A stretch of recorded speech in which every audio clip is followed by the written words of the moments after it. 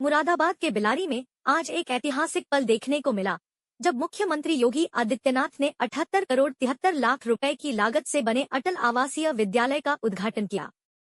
ये स्कूल न सिर्फ एक इमारत है, बल्कि उत्तर प्रदेश के श्रमिक परिवारों के बच्चों को आधुनिक और गुणवत्तापूर्ण शिक्षा देने की एक क्रांतिकारी पहल है।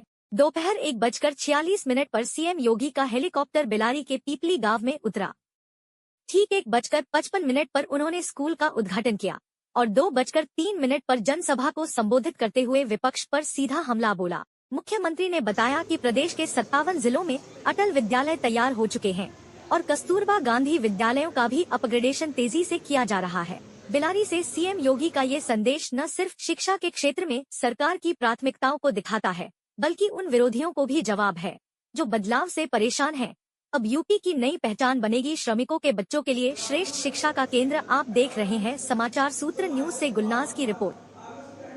मुरादाबाद में पूर्व प्रधानमंत्री स्वर्गीय अटल बिहारी वाजपेयी जी के नाम पर देश को अपनी श्रम शक्ति के बल पर दुनिया के आर्थिक महाशक्ति के रूप में स्थापित करने वाले हमारे श्रमिकों के बच्चों के लिए वर्ल्ड क्लास इंफ्रास्ट्रक्चर के साथ अत्याधुनिक शिक्षा के बेहतरीन आवासीय केंद्र के रूप में अटल आवासीय विद्यालय का ये उपहार मुरादाबाद मंडल को प्राप्त हो रहा है। इस सदैव अटल जी की स्मृतियां इस विद्यालय के साथ जुड़ी हैं और इसका महत्व इसमें भी बढ़ जाता है। यह वर्ष सदैव अटल बिहारी वाजपेयी जी का जन्म शताब्दी वर्ष भी है। जन्म शताब्दी आज प्रदेश में 18 अटल आवासीय विद्यालय स्थापित करके 18,000 बच्चों के लिए, श्रमिकों के बच्चों के लिए 18,000 श्रमिकों के बच्चे और कोरोना कालखंड में जो बच्चे निराश्रित हो गए थे, उन बच्चों के लिए यह एक शिक्षा का एक आदर्श मॉडल दिया है अटल आवासीय विद्यालय के रूप में। बहनों और भाइयों, इस शिक्षा के प्रति डबल इंजन की सरकार की प्रतिबद्धता को दिखाता है।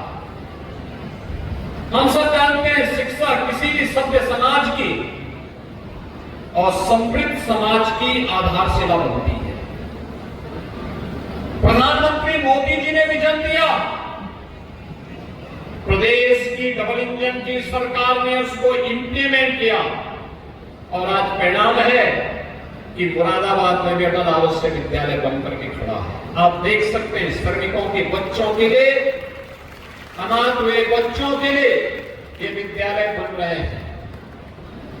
अब मैं पूछना चाहता हूं, एक मॉडल यह है जहां पे अत्याधुनिक शिक्षा, वर्ल्ड क्लास इंफ्रास्ट्रक्चर के साथ बच्चों को लाया जाता है, उनके रहने की, खाने की, उत्तम अध्ययन अध्यापन की उत्तम व्यवस्था एक विद्यालय में। और मैं चाहूंगा इस क्षेत्र के नागरिक भी आकर के देखें कैसे क्लासरूम है, कैसे लाइब्रेरी है, कैसी लैब्स बनी हुई है, कैसे स्मार्ट क्लास बने हुए हैं, छात्रावास की कितनी उत्तम व्यवस्था है। मेस में देखिए, खान पान की व्यवस्था को देखिए और तब तुलना करिए समाजवादी पार्टी की सरकार के समय की उस अराजक व्यवस्था को, जहां विद्यालय थे लेकिन शिक्षक नहीं थे, जहां पे शिक्षक थे लेकिन छात्र नहीं थे, क्योंकि किसी को विश्वास ही नहीं था कि यहां पढ़ाई भी होगी। क्योंकि समाजवादी पार्टी का तो विश्वास ही इस बात को लेकर के था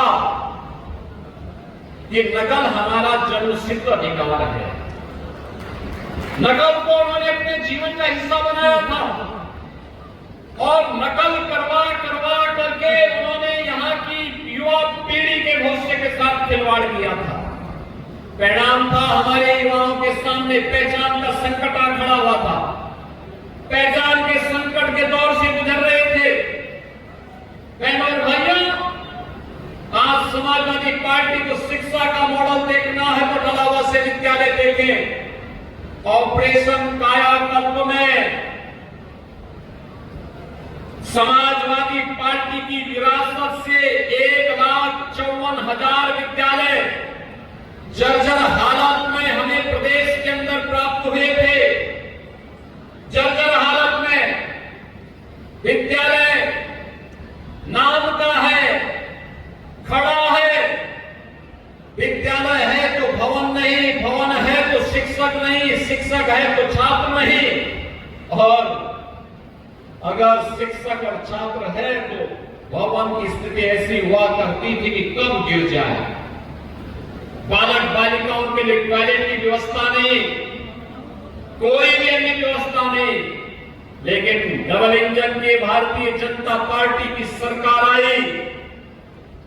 पिछले 8 वर्ष में 1,36,000 विद्यालयों को ऑपरेशन कायाकल्प के माध्यम से आधुनिक व्यवस्था के साथ जोड़ने का काम हुआ। उसकी फ्लोरिंग बनाई गई, बालक बालिकाओं के लिए टॉयलेट बनाए गए, पेयजल की व्यवस्था की गई, डिजिटल लाइब्रेरी दी गई, लैब्स दिए गए, स्मार्ट क्लास दिए गए। इतना हम करने के बाद अभी भी जो विद्यालय बचे हैं लगातार प्रयास किया जा रहा है। उन विद्यालयों भगवान श्री कृष्ण का जन्मोत्सव परित्राणाय साधूनाम विनाशाय च दुष्कृताम, और मुरादाबाद से ज्यादा कौन इस महत्व को समझ सकता है। इस अवसर पर मैं आप सबको श्री कृष्ण जन्माष्टमी, आजादी के महापर्व स्वतंत्रता दिवस और श्री कृष्ण जन्माष्टमी और रक्षाबंधन की हृदय से बधाई और शुभकामनाएं देते हुए अपनी वाणी को विराम देता हूं। धन्यवाद। जय हिंद।